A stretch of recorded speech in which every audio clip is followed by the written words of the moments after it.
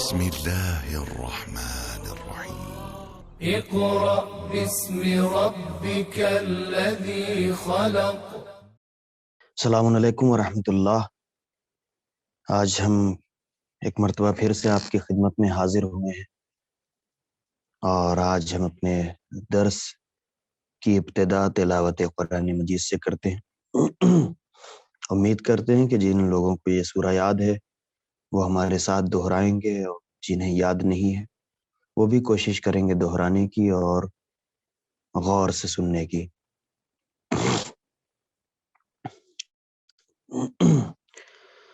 اعوذ باللہ من الشیطان الرجیم، بسم اللہ الرحمن الرحیم۔ واضرب لهم مثلا اصحاب القرية اذ جاءها المرسلون اذ ارسلنا اليهم اثنين فكذبوهما فعززنا بثالث فقالوا إنا إليكم مرسلون قالوا ما أنتم إلا بشر مثلنا وما أنزل الرحمن من شيء إن أنتم إلا تكذبون وجاء من أقصى المدينة رجل يسعى قال يا قوم اتبعوا المرسلين صدق الله العلي العظيم۔ اللهم صل على محمد وآل محمد وعجل فرجهم۔ امید کرتے ہیں کہ تمام ناظرین خیر و عافیت سے ہوں گے۔ تمام لوگوں کی خدمت میں ماہ مبارک رمضان کی جہاں ایک طرف مبارکباد ہے، وہیں روز گزشتہ اور اس روز یعنی شہادت وفات جناب خدیجہ سلام اللہ علیہا اور جناب ابو طالب علیہ السلام کی وفات کی تعزیت پیش کرتے ہیں۔ جس طرح سے اسلام نے کہا ہے کہ مال اور اولاد سے اسلام کی راہ میں خرچ کرو، اور اسلام پر یہ مال اور اولاد قربان کرو کیونکہ یہی سب سے زیادہ عزیز ہے، تو یہ دونوں محسن اسلام، ایک نے مال لٹایا ایک نے اولاد لٹائی، تو واقعاً کربلا میں جس طرح سے جناب ابو طالب علیہ السلام کی اولاد اور خود جب تک زندہ رہے رسول خدا صلی اللہ علیہ وآلہ وسلم پر اپنی جان یعنی اپنے بچے کو نچھاور کرنے کی کوشش کی، اور بالکل اس سے پیچھے نہ ہٹے کہ میرا بیٹا قتل ہو جائے، کوئی حرج نہیں ہے۔ رسول خدا صلی اللہ علیہ وآلہ وسلم کی جان کس طرح سے بچاتے تھے جناب ابو طالب آپ کو معلوم ہے۔ مولا علی کو کبھی ان کے بستر پر لٹا دیا، کبھی عقیل کو، کبھی جعفر کو، اس طرح سے رسول خدا صلی اللہ علیہ وآلہ وسلم کے چچا نے اپنے نبی اور اپنے بھتیجے کی اس طرح سے جان بچائی۔ جناب خدیجہ سلام اللہ علیہا دنیا کے کسی بھی امیر سے شادی کر سکتی تھی، لیکن انہوں نے شادی کس سے کی؟ حضرت محمد مصطفیٰ صلی اللہ علیہ وآلہ وسلم پر، اور جو مال اپنی دولت کا جو انہوں نے لٹایا ہے وہ اسلام پر لٹایا ہے، اور جو نچھاور کیا ہے وہ آج کے زمانے سے کے حساب سے اربوں ڈالر کے حساب سے اگر دیکھا جائے تو انہوں نے دین اسلام پر اپنا مال لٹایا اور خرچ کیا۔ آئیے، جہاں ہمارا ہر روز کا دستور ہے کہ ہم کوشش یہ کرتے ہیں کہ اپنے درس کا آغاز جس طرح سے تلاوت قرآن مجید سے کرتے ہیں اسی طرح سے ہر روز ایک دو حدیثیں آپ کے سامنے ضرور پیش کرتے رہیں۔ آج جو حدیث ہم پیش کرنے جا رہے ہیں اس میں امام محمد باقر علیہ السلام ارشاد فرماتے ہیں کہ جس وقت مومن اللہ کی یاد میں مصروف ہوتا ہے اس کا وقت نماز میں شمار ہوتا ہے، چاہے کھڑا ہو یا بیٹھا ہو یا بستر پر ہو۔ تو امام کے کہنے کا مقصد یہ ہے کہ اگر کوئی شخص اللہ کو یاد کرے صرف کسی بھی حالت میں ہو تو اللہ اس کے اس عمل کو نماز میں شمار کرتا ہے۔ تو لہٰذا ہر انسان کو چاہیے کہ ماہ مبارک کے رمضان چل رہا ہے، اور جس طرح سے ہم نے حافظ جو قرآن حفظ کرتا ہے اس کی فضیلت آپ کو بتائی تھی، تو آپ کو پھر سے گوش گزار کر دیں کہ جنت کے درجات قرآنی آیات کے برابر ہیں۔ جب حافظ قرآن جنت میں جائے گا تو اس سے کہا جائے گا کہ بڑھو اور پڑھو، یعنی ہر آیت کے بدلے ایک درجہ، یہاں تک کہ حافظ قرآن سے اونچا کسی کا درجہ نہ ہوگا۔ یہ کس کی حدیث ہے؟ رسول اللہ صلی اللہ علیہ وآلہ وسلم کی۔ چلیے اب آتے ہیں ہم اپنے درس کی جانب۔ انشاءاللہ جیسا کہ سابقہ امتحان آپ کا بہت اچھا ہوا، بہت اچھا گزرا، ماشاءاللہ آپ لوگوں نے محنت کی۔ امید کرتے ہیں آئندہ بھی اسی طرح سے آپ ہمارا ساتھ دیتے رہیں گے اور ہماری مدد کریں گے اور خود علم دین میں اضافہ کریں گے۔ اللہ آپ کے علم میں اضافہ کرے، کیونکہ آپ ایک ایسے علم سے جڑ گئے ہیں جو قرآنی علم ہے، تو اللہ آپ کی مدد ضرور کرے گا۔ بہت محنت کی آپ نے، ہم اس کے شکر گزار ہیں۔ اچھے مارکس بھی آئے۔ کسی وجہ سے جن لوگوں کے کم آئے ہیں انہیں گھبرانے کی ضرورت نہیں ہے، کیونکہ ہمیں امید ہے کہ کبھی کبھی ایسا ہوتا ہے کہ بہت سے لوگ اچھے سے محنت سے پڑھتے ہیں لیکن کچھ ایشوز رہتے ہیں یا کوئی ایسے مسائل پیش آ جاتے ہیں جس کی وجہ سے وہ امتحان میں اچھے سے شرکت نہیں کر پاتے۔ کوئی مسئلہ نہیں ہے، لیکن جو علم واقعاً آپ کو سیکھنے کا مقصد ہے وہ علم آپ حاصل کر رہے ہیں، اللہ آپ کو اس کا اجر ضرور دے گا۔ اب آج ہم آتے ہیں مکی اور مدنی سورے کے متعلق گفتگو کرنے۔ آپ نے ابھی تک سنا ہوگا کہ یہ اتنے سورے مکی ہیں، اتنے سورے مدنی ہیں۔ تو چلیے آتے ہیں ہم اپنی گفتگو کی طرف۔ مکی اور مدنی سوروں کو کس طرح سے آپ پہچان سکتے ہیں، ان کی شناخت آپ کیسے کر سکتے ہیں؟ تو سب سے پہلے یہ ہے کہ تاریخ اسلام یعنی اسلام کی ہسٹری میں اور شریعت اسلامی کا ایک حصہ مکی اور مدنی آیتوں اور سوروں کی پہچان کے بعد ہی سمجھا جا سکتا ہے۔ یعنی خود تاریخ اسلام کا ایک حصہ اور اسلامی جو احکام آپ پر یعنی نازل کیے گئے ہیں اللہ کی طرف سے اپنے نبی حضرت محمد مصطفیٰ صلی اللہ علیہ وآلہ وسلم پر، تو اس کو کیسے آپ پہچان سکتے ہیں؟ اس کا سب سے پہلے یہ طریقہ ہے کہ مکی اور مدنی سوروں کی پہچان کر لی جائے، پھر آپ پر کون سا حکم کب نازل ہوا یہ آپ کو باقاعدہ طور پر پتہ چل جائے گا۔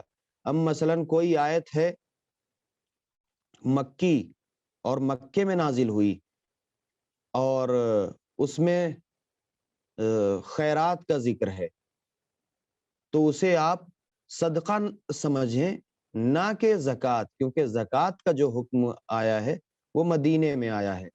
تو ابھی ہو سکتا ہے آگے کچھ باتیں آپ کی طرف پیش کروں میں۔ نمبر 2، فقہی استدلال اور احکام شریعت کے استنباط میں آیت کے مندرجات اور مضمون کا ادراک بنیادی کردار ادا کرتا ہے۔ کتنا سخت جملہ ہے واقعہ نا، سمجھنا مشکل ہے۔ انشاءاللہ کوشش کریں گے کہ آسان گفتگو آپ کے سامنے پیش کریں تاکہ آپ کو زحمت کا سامنا نہ کرنا پڑے۔ تو احکام شریعت اور جو فقہ کی باتیں جو ہم تک علماء اور فقہا پہنچاتے ہیں اور احکام شریعت پہنچاتے ہیں، تو یہ جو سورہ مکی اور مدنی ہے یہ اس چیز میں بہت مدد کرتے ہیں احکام اور شریعت کو پہنچانے میں، تاکہ اس کے ذریعے سے فقہا اور علماء اور فقہا کسی نتیجے تک پہنچتے ہیں کہ آخر اس آیت سے مراد زکوٰۃ ہے یا صدقہ ہے وغیرہ وغیرہ۔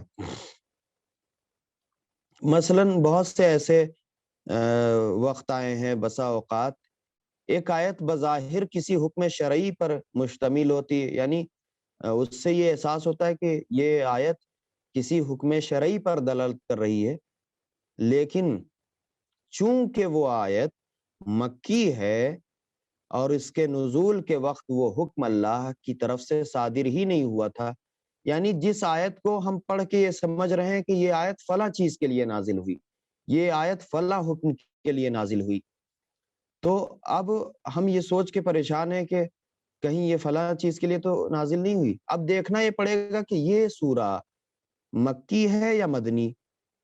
اگر مکی ہے تو پھر وہ جو ہم سمجھ رہے ہیں ایسا نہیں ہے، اور اگر مدنی ہے تو پھر جیسا سمجھ رہے ہیں ویسا ہی ہے۔ ظاہر آیت کا جو ظاہر ہوتا ہے، ہم نے ابھی جیسے زکوٰۃ کی مثال دی اور صدقے کی، تو دونوں میں بڑا فرق ہے۔ تو اگر کوئی آیت خیرات اور صدقے کے متعلق نازل ہوئی ہے، اس سے یہ محسوس ہوتا ہے کہ یہ اس آیت میں کہیں صدقے کی بات ہے یا کہیں زکوٰۃ کی بات ہے، لوگ کنفیوز ہو رہے ہیں، تو اب یہ دیکھنا پڑے گا کہ زکوٰۃ کا جو حکم آیا ہے وہ مدینے میں آیا ہے، اور صدقے کے لیے جو ہے وہ مکے سے ہے اس کا معاملہ۔ تو لہٰذا اب اس آیت، اگر وہ آیت مکی ہے تو اس سے واضح ہو گیا کہ جب آیت مکے میں نازل ہوئی ہے تو زکوٰۃ کا حکم نہیں ہو سکتا، یہ حکم صدقے کا ہے، تو لہٰذا یہاں پر کنفیوژن دور ہو گئی۔ اب آئیے، لہٰذا اب فقیہ کے سامنے، یعنی ایک مجتہد کے سامنے، مثلاً جس کی آپ تقلید کرتے ہیں اور اس طرح کے جو علماء ہیں، ان کے سامنے دو صورتیں ہیں، یا تعویل کا راستہ اپنائے۔ تعویل کا راستے سے تعویل مطلب کہ آیت کا، کوئی بھی آیت جو نازل ہوئی ہے اس کا ایک ایسا عام سا مفہوم کہ جو سامنے والے واقعے پر کھپ جائے، سمجھ رہے ہیں؟ تعویل کا مطلب یہ ہوتا ہے کہ جو آیت نازل ہوئی، مثلاً ہم نے آپ کو جیسے اس دن ابھی کچھ دنوں پہلے ایک آیت کی مثال دی تھی، وَيُطْعِمُونَ الطَّعَامَ عَلَىٰ حُبِّهِ مِسْكِينًا وَيَتِيمًا وَأَسِيرًا۔ تو اب جو شخص بھی، اس وقت آیت تو نازل ہوئی اہل بیت علیہ السلام کے لیے، لیکن اگر آج کے بھی دور میں کوئی شخص اس کی محبت میں، علی حبہ یعنی اللہ کی محبت میں، مسکین، یتیم اور اسیر کو جو ہے وہ کھانا کھلائے، ان پر دست شفقت پھیرے، ان سے محبت کرے، تو وہ اس آیت کا مصداق قرار پائے گا۔ لیکن مصداق اول اہل بیت علیہ السلام، اور مصداق دوم یعنی بقیہ جتنے لوگ بھی، ایسا نہیں ہے، جو لوگ بھی اس قرآن کی آیتوں پر عمل کریں گے تو وہ قرآن کی اس آیت کا مصداق قرار پائیں گے۔ بس یہ اصل مصداق اہل بیت علیہ السلام ہے، اور اس کے بعد جتنے بھی آئیں گے، جو لوگ بھی اس طرح کے ہو بہو اس آیت کے متعلق کام انجام دیں گے تو وہ اس آیت کے مصداق قرار پائیں گے۔ یہ ہو گئی تعویل، اس کو کہتے ہیں تعویل۔ تو کہتے ہیں کہ فقہا جو ہے دو راستوں میں سے ایک راستہ اپناتے ہیں، یا دونوں راستے، کہ مثلا تعویل کا راستہ اپنائیں یا اس آیت کی کسی دوسرے انداز سے تفسیر کریں۔ مثلا فروع دین کے باب میں، یعنی فروع دین کا جو چیپٹر ہے، باب مطلب جب کبھی ایسا ہو کہ ہو سکتا ہے ہم باب کہہ کے نکل جائیں، تو باب کا مطلب ہوتا ہے یہاں پر چیپٹر، ایک باب کا مطلب ہوتا ہے دروازہ، اور یہاں پر بھی آپ دروازہ ہی سمجھ لیں، اس کا مفہوم تو دروازہ ہی ہے، لیکن یہاں پر علمی اصطلاح میں باب یعنی چیپٹر۔ تو یعنی فروع دین کے باب میں، یعنی فروع دین کے چیپٹر میں کفار کے مکلف ہونے کا، یعنی مکلف کس کو کہتے ہیں؟ کہ جو شخص بالغ اور عاقل ہو اور اس پر تمام احکام شرع، جس پر تمام احکام شرع نازل کیے جا چکے ہوں، یعنی جس پر تمام احکام شرع واجب ہو چکے ہوں۔ ہم نے جیسا کہ آپ کو اس کی مثال دی تھی، ہم نے کیا مثال دی آپ کو تعویل کے متعلق؟ جیسا کہ ہم نے آپ کو بتایا کہ تعویل کے بالکل جو آیت ہے اسی کا مفہوم اس کے سامنے نازل ہو چکا ہو، یعنی جو آیت بھی نازل ہوئی ہو اسی سے ملتا جلتا واقعہ جو ہے پیش آیا ہو تو اس کو کیا کہتے ہیں؟ تعویل کہتے ہیں، اور اس سے وہ آیت جو ہے وہ ایک دم مشابہت رکھتی ہو، وہ آیت پوری اس پر کھری اتر رہی ہو کہ جو بھی واقعہ پیش آیا ہو اس آیت سے ملتا جلتا ہو، تو اس کو کہتے ہیں تعویل۔ لیکن اس کے باوجود بھی اگر جن لوگوں کے لیے اور سخت ہے تو ہم یہ بتا دیں کہ تعویل یعنی، پھر سے آپ سمجھ لیجئے، تعویل کا مطلب ہوتا ہے کہ تعویل آیت سے حاصل ہونے والا، سمجھ رہے ہیں؟ یعنی آیت پڑھنے کے بعد آپ کو جو مفہوم حاصل ہو، اب اس آیت، کسی بھی آیت کو آپ نے پڑھا، جیسے ہم نے وہی ایک آیت کی وہی تلاوت کی تھی وَيُطْعِمُونَ الطَّعَامَ، تو اب کیا ہے، اس آیت کو پڑھنے کے بعد آپ کو جو عام سا مفہوم آپ کو کیا معلوم ہوا، اس سے آپ کو کیا معلوم ہوا کہ یہ گویا یہ آیت اس بات کی طرف ہمیں لے جا رہی ہے کہ جو بھی مسکین اور یتیم اور اسیر کو اللہ کی محبت میں کھانا کھلائے، اللہ اس کو دوست رکھتا ہے، سمجھ رہے ہیں؟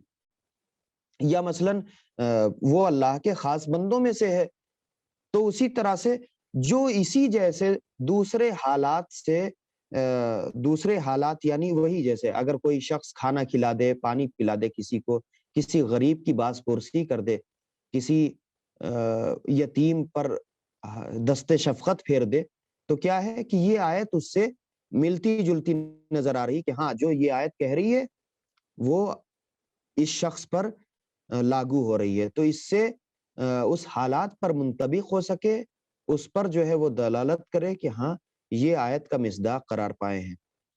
تو لہٰذا کبھی کبھی ایسا ہوتا ہے کہ آیت جو کہتی ہے اسی کے متعلق بہت سے لوگ، جو لوگ گنہگار ہیں، انہوں نے مثال کے طور پر اپنے بھائی کا قتل کیا ہے، اپنے بھائی کا قتل کیا ہے یا اپنے بھائی کے مال کو غصب کیا ہے، تو جو آیت قرآن میں اس طرح کی پیش آئی ہیں تو اس آیت کے تحت وہ شخص اس آیت کا مصداق قرار پائے گا، سمجھ رہے؟ ہم اس طرح کی آیتوں پر خصوصی توجہ دیں اور قرآن پر زیادہ سے زیادہ کام دیں۔ دیکھیں صرف ہمارے یہاں پر درس دینے سے ہو سکتا ہے اتنی بہترین طریقے سے آپ کو سمجھنا مشکل ہو، لیکن پھر بھی ہم کوشش کرتے ہیں کہ آپ کو اچھے سے سمجھا سکیں۔ خیر، تو تعویل کا مطلب آپ سمجھ گئے ہوں گے، جہاں تک ہمیں یقین ہے کہ تعویل کا مطلب یہ ہے کہ کوئی بھی آیت جو نازل ہوئی ہے اس کا عام سا جو مفہوم، یعنی سمپل سا جو مفہوم سامنے آ رہا ہے، وہ اس واقعے پر ڈیپینڈ کرتا ہو کہ جو واقعہ اس وقت پیش آیا ہو، یا آج بھی اگر کوئی واقعہ پیش آیا ہو، یا اس وقت بھی کوئی واقعہ 1400 سال پہلے پیش آیا ہو، اس آیت کا جو مفہوم ہے وہ اس سے مل رہا ہو یا اس سے ملا دیا جائے اس آیت کے مفہوم کو، اس کو کہتے ہیں تعویل۔ کبھی کبھی ہم لوگوں میں بھی جب باتیں ہوتی تو کہتے ہیں زیادہ تعویلیں نہ پیش کیجئے، یعنی کہ بات کو بات سے ملائیے نہیں، جو بات ہے وہ حقیقت ہے، تو ہم لوگ بھی اس طرح کے جملے استعمال کرتے ہیں۔ تو ہم نے کہا کہ فقیہ جو ہے تعویل کا راستہ اپناتا ہے، یا اس کے اندر کسی دوسرے انداز سے تفسیر کرے۔ مثلا فروع دین کے چیپٹر میں مکلف کا مسئلہ، مکلف وہی جو عاقل اور بالغ، جس پر نماز روزہ یعنی فروع دین کے تمام احکام واجبات اس پر واجب ہو گئے ہوں، تو اس کا مسئلہ جو ہے فقہا کے درمیان، یعنی فقیہ کہتے ہیں ایک عالم کو، ایک مجتہد کو، فقہا یعنی کئی علماء، کئی فقہا، کئی مجتہدین کے درمیان بحث کا موضوع ہے۔ بحث کا موضوع یعنی آپس میں اس ٹاپک پر گفتگو کرنے کا ایک موضوع ہے، ایک عنوان ہے۔ اکثر فقہا، اکثر مجتہدین، اکثر فقہا کفار کو حالت کفر میں فروع دین کے حوالے سے مکلف نہیں مانتے، سمجھ رہے ہیں؟ یعنی فروع دین، اب آپ سوچ رہے ہیں یہ کیا ہوا، یہ کیا کہنے کا مقصد ہے؟ یعنی اکثر فقہا کی نگاہ میں فروع دین میں کیا آتا ہے آپ کو پتہ ہی ہے۔ فروع دین یعنی نماز، روزہ، حج، زکوٰۃ، خمس، ہے نا، یہ ساری چیزیں، جو 10 چیزیں فروع دین میں ہیں، تو یہ ساری چیزیں فروع دین میں ہیں۔ تو لہٰذا اکثر جو فقہا ہیں وہ کسی بھی کافر کو مکلف نہیں مانتے اس حوالے سے کہ ان پر یہ تمام چیزیں لاگو ہیں۔ اب ایک کافر پر جو ہے وہ نماز واجب کہاں ہوگی، یا روزہ اس پر واجب کہاں ہوگا، وہ تو کافر ہے۔ تو پہلے اس کو اپنے آپ کے اپنے قلب کو جو ہے وہ دین اسلام اور ایمان سے جو ہے منور کرنا ہوگا، پھر اس کے اوپر ساری چیزیں لاگو ہوں گی۔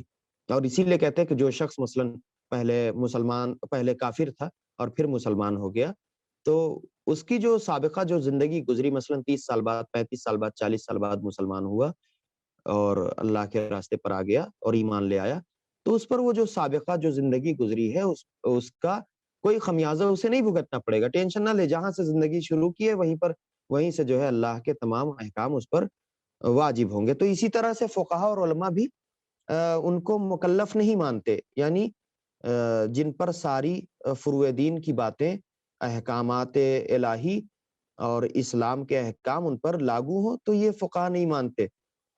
اور اس کی تائید میں ان کے پاس، یعنی اس بات کے ریفرنس میں جو ہے ان کے پاس بہت سے مقدار میں دلائل بھی موجود ہوتے ہیں اور روایت بھی موجود ہیں۔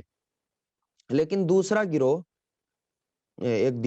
گروہ بھی ہے ہمارے مد مقابل، جو کفار کو حالت کفر میں بھی مکلف مانتا ہے، یعنی وہ کہتا ہے کہ نہیں، وہ کافر ضرور ہے لیکن اس پر نماز واجب ہے، روزہ واجب ہے، حج واجب ہے، زکوٰۃ واجب ہے۔ یہ جب کافر ہے، وہ اللہ کو مانتے ہی نہیں، تو کہاں سے اس پر چیزیں واجب ہو جائیں گی؟ جب وہ ایمان لائے گا اس کے بعد پھر اس پر چیزیں جو احکام شرعیہ ہیں وہ واجب ہوں گی۔ سمجھ گئے آپ؟ پھر آگے سنیے، اپنے مقصد کو ثابت کرنے کے لیے جو دوسرا گروہ ہے ہمارا، یعنی مد مقابل والا، سمجھ جائیے، تو اپنے مقصد کو ثابت کرنے کے لیے سورہ فصلت کی 7ویں آیت کا سہارا لیتا ہے۔ تو کیا ہے اب یہ بات، اس میں اس آیت میں کیا ارشاد ہو رہا ہے کہ یہ لوگ زکوٰۃ نہیں دیتے اور آخرت کے منکر ہیں، تو جو آخرت کے منکر ہیں وہ زکوٰۃ کیوں دیں گے؟ سمجھ رہے ہیں آپ؟ تو یہاں پر اب زکوٰۃ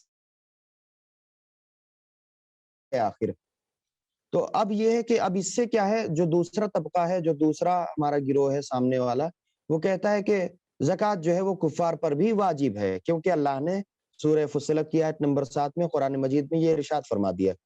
تو حقیقت حال یہ ہے کہ دوسرا گروہ اس بات سے غافل ہے کہ سورہ فصلت مکی سورہ ہے، نہ کہ مدنی، اور حکم زکوٰۃ جو ہے وہ مکے میں نازل نہیں ہوا، یعنی زکوٰۃ دینے کا حکم مکے میں نازل نہیں ہوا بلکہ مدینے میں نازل ہوا ہے۔ اچھا، یہاں زکوٰۃ کی بات کو روک کر ایک بات یاد آ گئی، فقہی مسئلہ ہے کہ ہمارے یہاں ہوتا کیا ہے کہ اگر کوئی شخص امیر ہے اور خدا نخواستہ غریب ہو جائے، اس کی کمپنی جل جائے خدا نخواستہ، یا کوئی ایسی مصیبت آن پڑے کہ جس کی وجہ سے وہ برباد ہو جائے، ہوتا ہے نا اکثر کہ کچھ امیر جو ہے وہ بیچارے ان پر کوئی مصیبت آ جاتی ہے اور پھر وہ برباد ہو جاتے ہیں۔ تو اس سے کیا ہوتا ہے کہ بہت سے لوگ ایسے ہوتے ہیں کہ جو ان کا مذاق اڑانے لگتے ہیں کہ بہت اڑ رہے تھے اپنی امیری پر، ہاں اب سمجھ میں آیا۔ تو بہت سے لوگ عجیب عجیب طرح کے کمنٹ کرتے ہیں۔ ہم نے آپ کو روز اول کیا کہا، اور ابھی تک یہی کہتے چلے آ رہے ہیں کہ کمنٹ اللہ کو نہیں پسند ہے۔ واقعا کسی بھی طرح کا ہر وہ کمنٹ، صرف ایک روایت ہے کہ مزاح المومن عبادہ، مومن سے مذاق کرنا عبادت ہے، لیکن مذاق کرنا اور مذاق اڑانا یہ دو الگ الگ چیزیں ہیں۔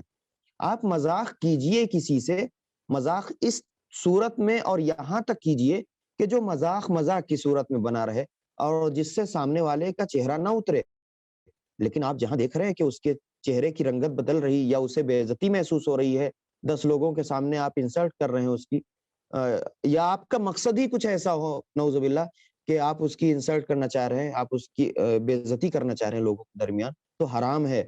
شریعت کیا کہتی ہے کہ اگر کوئی امیر شخص، یہ فقہی مسئلہ ہے کہ اگر کوئی امیر شخص اگر غریب ہو جائے تو، اور وہ شرمندگی کا احساس ہوگا اسے، کیونکہ آپ لوگ کمنٹ پاس کریں گے، تو کمنٹ پاس کرنے کے بجائے اللہ کہتا ہے اور حکم شرع یہ کہتی ہے کہ اس کو مطلب زکوٰۃ دے کر اسے پھر سے دوبارہ اسی مقام پر پہنچا دو۔ اچھا، اس سے ایک مسئلہ یہ بھی ہے کہ زکوٰۃ دے کر جب آپ اس کو اس کی منزل پر پہنچا دیں گے، ہو سکتا ہے پہلے گمراہ تھا وہ، دیکھیے اس کے بہت واقعاً اللہ کی طرف سے جو حکم نازل ہوئے ہیں اس طرح کے، ان میں بہت سی باتیں پوشیدہ ہیں کہ سامنے آپ کو نظر نہیں آتی، آپ اس پر تحقیق کریں گے تو نظر آئے گی۔ کیا آپ زکوٰۃ اگر مثال کے طور پر نہیں دیتے اس کو، وہ شخص امیر تھا ٹھیک ہے اڑ رہا تھا، مانتے ہیں وہ امیر تھا، اڑ رہا تھا، بہت غرور اور گھمنڈ میں چلتا تھا، ٹھیک ہے اوکے، کوئی مسئلہ نہیں ہے، اللہ متکبرین کو دوست نہیں رکھتا ہے، لیکن پھر بھی وہ امیر سے اب غریب ہو گیا ہے نا، تو اب اس کی جو ہے وہ خواہش پوری کیجئے۔ اور جب وہ اس غریبی میں آ کر اگر مثال کے طور پر آپ نے کمنٹ کرنا شروع کیا، تو ابھی تک تو متکبر تھا ہی، کہیں اللہ کا بھی منکر نہ ہو جائے، تو لہٰذا اسے دولت دے کر، اسے زکوٰۃ دے کر، اسے پھر سے اس کی منزل پہ آپ پہنچائیے، اس کی منزل پہ پھر سے پہنچائیے۔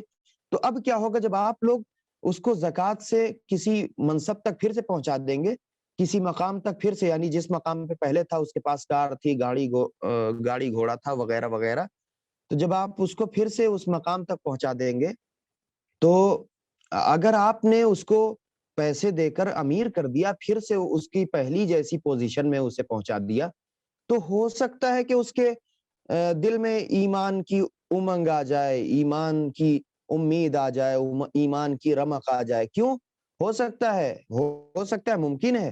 کیوں ممکن ہے؟ کیونکہ وہ سوچے گا کہ یہ لوگوں نے ہماری مدد کیوں کی؟ کیونکہ اسلام کا حکم ہے۔ اسلام کا کیا حکم ہے کہ اگر کوئی امیر غریب ہو جائے تو اسے زکوٰۃ دے کے اسے پھر سے امیر کر دو، یعنی پھر سے اسے گاڑی گھوڑے وغیرہ کا انتظام کر دو، تاکہ پھر سے وہ اپنی شان و شوکت سے چلے۔ اب جب وہ اس مقام تک پہنچ گیا، اب جب وہ پھر سے امیر ہو گیا، تو اب کیا ہوگا کہ ہو سکتا ہے کہ اللہ کا نیک بندہ قرار پائے اور پھر اس امیری سے تمام غریبوں کی وہ مدد کرے۔ سمجھ رہے ہیں؟ تو اس کا اسلام کا ایک ایک پہلو جو ہے وہ غور طلب ہے، اس پر ضرور غور کریں۔ خیر، ہم کہاں پہنچے تھے کہ زکوٰۃ کا حکم جو ہے مکے میں نہیں بلکہ مدینے میں نازل ہوا۔ تو اب یہ آیت جو سورہ فصلت کی آیت نمبر 7 ہے، یہ مکے میں نازل ہوئی۔ تو جب یہ آیت مکے میں نازل ہوئی ہے، تو اب یہاں پر زکوٰۃ کا حکم کہاں سے آ گیا؟ زکوٰۃ کا حکم تو مدینے میں آیا تھا، یعنی جس وقت یہ آیت نازل ہوئی، کفار تو درکنار، کفار تو بہت دور کی بات، مسلمانوں پر بھی زکوٰۃ واجب نہیں تھی۔ تو جب اس وقت مسلمانوں پر بھی زکوٰۃ واجب نہیں تھی، تو اس آیت سے یہ بات واضح ہو جاتی ہے کہ یہاں پر زکوٰۃ مقصد نہیں ہے، بلکہ کچھ اور ہی مقصد ہے اللہ کا، کہ کیا خیرات کرو، کیا دو، کیا دو۔ اب آگے چلتے ہیں، یہاں پر دو طرح کی مثالیں اور دو طرح کی باتیں ہم پیش کر سکتے ہیں آپ کے سامنے۔ اس آیت میں زکوٰۃ سے مراد صدقہ اور راہ خدا میں انفاق یعنی خرچ کرنا ہے۔ راہ خدا میں آپ کچھ بھی خرچ کریں، اور اللہ کہتا ہے کہ نہ تو بالکل ہاتھ جو ہے وہ کندھے سے یہاں گردن کے پیچھے لگا لو کہ بس اب ہم کسی کی مدد نہیں کریں گے، اور نہ تو سب کچھ لٹا ڈالو، ایسا بھی نہیں۔ میانہ روی سے، جسے قناعت پسندی کہتے ہیں، یعنی میانہ روی سے آپ کام کیجئے اور اسی طرح سے لوگوں پر خرچ کیجئے، خود کا بھی خرچہ سنبھالیے اور باہر والوں کا بھی دیکھتے رہیے۔ پھر یہاں پر اس سے مراد یعنی کیا ہے؟ ایک یہ نظریہ لیا جاتا ہے کہ یہاں پر اس سے مراد صدقہ ہے اور خدا کی راہ میں خرچ کرنا ہے، کہ مشرکین اس کار خیر سے محروم رہیں، چونکہ صدقہ اور انفاق کی شرط قبولیت قصد قربت خدا ہے۔ جب تک قربت خدا یعنی قربتاً اللہ، اللہ کے لیے کوئی کام انجام نہیں دیا جائے گا، وہ صدقہ اور خیرات میں شمار نہیں ہوگا، وہ ریاکاری اور دکھاوے میں ہوگا۔ ایک بات اور یاد رکھیں، ہم لوگ ابھی ہم نے جو آپ کو روزہ اول بتایا تھا، یا اس کے بعد، کہ ایک جو ہے وہ چاول کی بوری ہے، غلے کی بوری ہے، 10 لوگ کھڑے ہو کر فوٹو کھچا رہے ہیں۔ ہاں، تو ایک واقعہ جو پیش آیا تھا کہ ایک عورت تھی، اس نے جب گھر پہ جا کے دیا اپنی اولاد کو، اپنی بچی کو، وہ سارے ساز و سامان کہ جو اس کو ملے تھے، اور اس نے اپنی بچی کو بتایا کہ ایسا ایسا واقعہ پیش آیا تھا، پیپر میں بھی اس کی فوٹو آئی، تو کہا اماں جب آپ کی اتنی بے عزتی ہوئی تو آپ کیوں آپ پر کھڑی تھی؟ تو کہنے لگی کہ میں اس لیے نہیں کھڑی تھی کہ میری خود کی بے عزتی ہو رہی تھی، بلکہ ایسے مکھوٹوں کو سامنے لا کر کھڑا کرنا چاہ رہی تھی کہ جو اس طرح سے خیرات کرتے ہیں، کہ جو لوگوں کو ذلیل کر کے لوگوں کی مدد کرتے ہیں۔ دیکھیے، ایک تو فوٹو اس سے بھی خطرناک آئی تھی کہ وہ ایک پھل، کیلا، ایک عورت کو دیا جا رہا ہے، ایسے ہاتھ میں ایک مریض ہے اس کو دیا جا رہا ہے. تو کفار جب اللہ کا انکار کرتے ہیں اور اس کے رسول کا انکار کرتے ہیں تو یہ قربتاً اللہ یہ کوئی کام نہیں کر سکتے ہیں. تو لہٰذا اور دوسری بات یہ ہے کہ ان کی دنیا پرستی اور زر پرستی یعنی پیسے کی جو ہے وہ پیسے کے آگے پیچھے گھومنا اس طرح نیک کاموں سے مانے ہے. نیک کام لوگ انجام نہیں دے سکتے. اب وہ چاہے اب یہ دیکھیے چاہے وہ لوگ کافر ہوں یا خود اپنے آپ کو مسلمان کہنے والے لوگ، اگر ان کا مقصد پیسے کے آگے پیچھے بس گھومنا ہے کہ بس وہ ان کی نگاہ میں دین ایمان کی کوئی اہمیت نہیں ہے، دین اور شریعت کی کوئی اہمیت نہیں، بس پیسہ ہی پیسہ سب کچھ ہے ان کی نگاہ میں، تو ایسے لوگ قربتاً اللہ اللہ کی نیت سے کوئی کام نہیں انجام دے سکتے. وہ مسجد بھی بنوائیں گے تو چاہیں گے لوگ جانے، وہ امام باڑہ بھی بنوائیں گے، وہ حسینیہ بھی بنوائیں گے تو وہ چاہیں گے کہ لوگوں کو پتہ چلے کہ یہ فلاں صاحب نے بنوایا ہے. سمجھ رہے ہیں؟ وہ لوگوں کو خیرات بھی کریں، کسی غریب کا گھر بھی بنوا دیں گے تو 10 جگہ جو ہے کہتے پھریں گے کہ ہم نے اس غریب کا گھر بنوایا.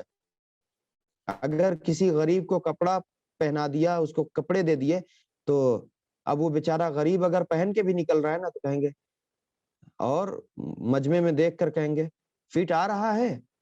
اب یہ صرف اتنا کہہ دینا مجمع میں کہ فٹ آ رہا ہے کپڑا، یہ اس بات کی دلیل ہے کہ لوگوں کو یہ بتانا چاہ رہے ہیں، یہ انڈائریکٹلی طور پر کہہ رہے ہیں، ڈائریکٹلی نہیں کہہ رہے ہیں کہ ان کو کپڑا ہم نے دیا ہے، لیکن کیا ہے وہ انسان شرمندہ ہو گیا اور اس کے بعد دوبارہ کبھی آپ سے جو ہے مدد نہیں لے گا، کیونکہ وہ کپڑا پہننا چاہتا تھا، اچھے کپڑے پہننا چاہتا تھا، لیکن ذلیل ہو کر نہیں.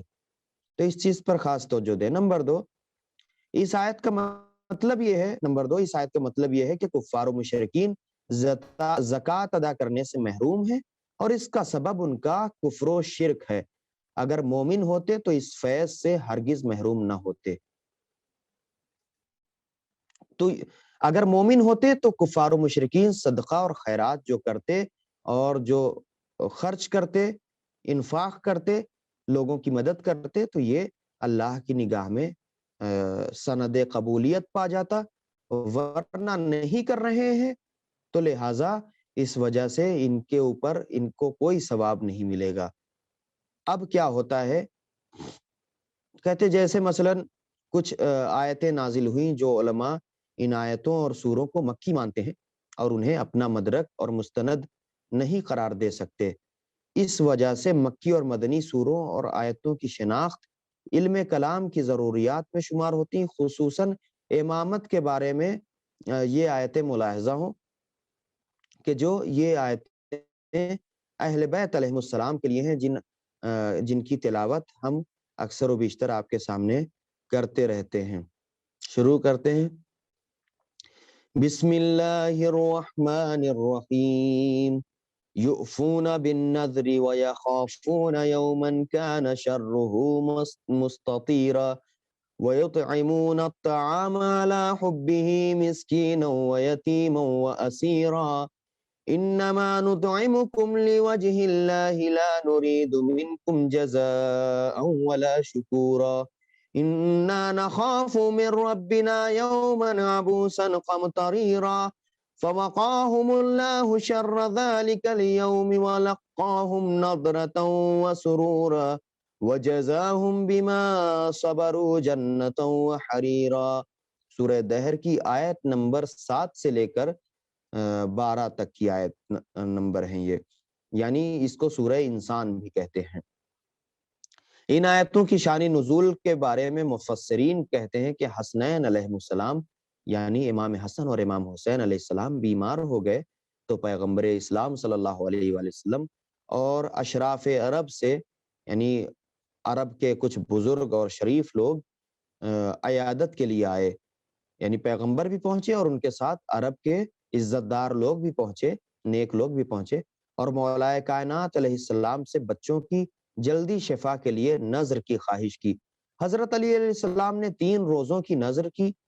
امام حسین اور امام حسن علیہ السلام کے شفا کے پانے کے بعد نذر پوری کرنے کے لیے آپ نے روزے رکھنے شروع کیے اور افطار کے لیے روٹیاں فراہم کی. پہلے دن افطار کے وقت ایک مسکین نے دق الباب کیا یعنی دروازہ کھٹکھٹایا، بیل بجائی، یعنی آج کے زمانے میں بیل کا بجانا، یعنی دروازہ کھٹکھٹایا اور مدد کی درخواست کی، آپ نے روٹیاں اس کے حوالے کر دی. پہلا روزہ ہے، بتائیے روزے کے وقت لوگ پریشان ہوتے ہیں کہ کی جو ہے رسومات جو ہے اس وقت انجام دی جاتی ہیں.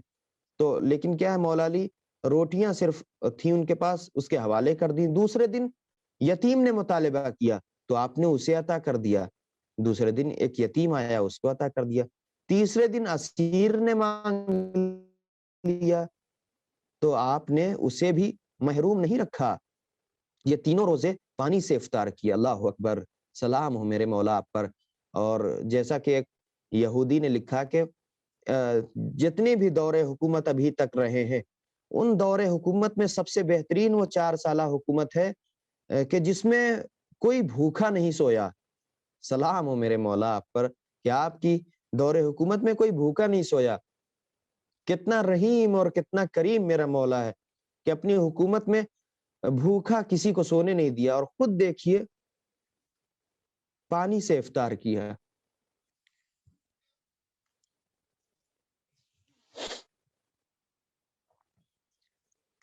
آپ نے نہ یتیم کو، نہ اسیر کو، نہ فقیر کو، کسی کو محروم نہیں کیا.